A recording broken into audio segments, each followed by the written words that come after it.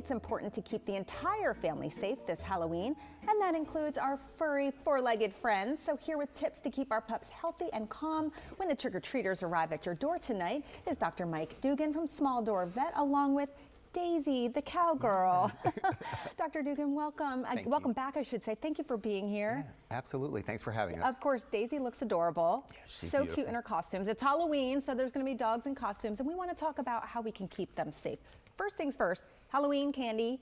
So candy's going to be falling around the floors. How dangerous is candy for dogs? Well, I think everybody knows that chocolate is a major toxin for dogs, and a lot of it has to do with how much somebody ingests.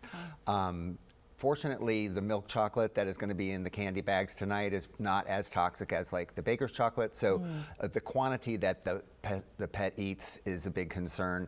Keep the candy out of their reach. Also be careful with anything like hard candy. They can break their teeth. And also any sugar-free candy. Oh, sugar-free candy is not good. Right, because it usually contains xylitol, which causes liver disease. Got it. Or liver failure. So all candy is not good, but also sugar-free. Don't do that. Now, Daisy has this cute little costume on, and we like to dress up our pets sometimes. What things should we be aware of to just make sure that they're comfortable and safe? Yeah, absolutely. I think you nailed it when you said that they have to be comfortable. Let's not put a dog in a costume if they don't like it, you know. And then also we have to always think about, like, just looking at it, could they eat it? You know, is there a part that they could eat and ingest and it could get stuck? So I think a lot of it has to do with the possibility that they could eat part of it, or that it could maybe get, you know, stuck in their teeth or something like that. And you'll know when they don't like it because they don't move.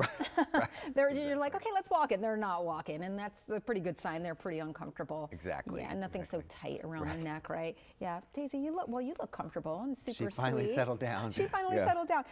Now, how should we keep the pets calm when the doorbell rings? Like some dogs just go nuts, you know, when the doorbell rings. What kind of things can we do?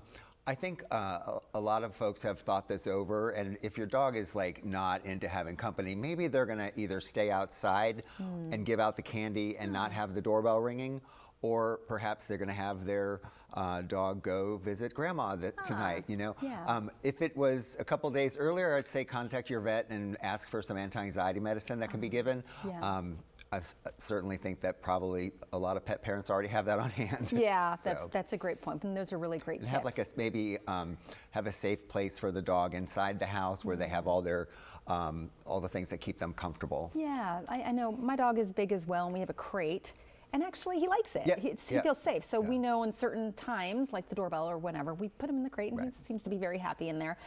Is it safe to take the dog around the block trick-or-treating? Yeah, I mean, I think the thing to remember is they're not going to be used to seeing the kids in the costumes. It's going to look very strange to them. And if they're at all, like, you know, anxious about new things, it could be a problem for them. And then the next thing you know, the dog has run off or something like that. And so I think everybody just, if you're going to take the dog on the trick-or-treating, I would definitely say just make sure to be present for the dog as well as for the children. Yeah, that's a really good point. I guess I didn't think about it. They see the costumes too, and also maybe kids are acting spooky because it's fun, it's Halloween, and that can actually really kind of spook your dog, and you don't want them to snap at anyone or something like that. Last question for you. Now, if the dogs do accidentally get into the candy bag, you show up and there's wrappers all over, what should someone do? It happens.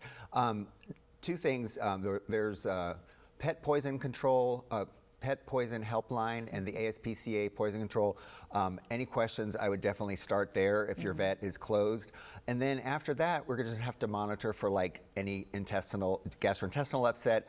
If they do have signs of chocolate toxicity, like panting excessively or a fast heart rate or things like that, then you want to go to the emergency room. Yeah, of course. And then if it's not so severe, maybe you can just call the vet and see if you can get a checkup at the earliest next appointment. Exactly, and we can treat the GI signs symptomatically with supportive care, fluids, or anti-nausea medicine. All right, Dr. Dugan, Daisy, thank you for being here, sweet girl. Thank you so much.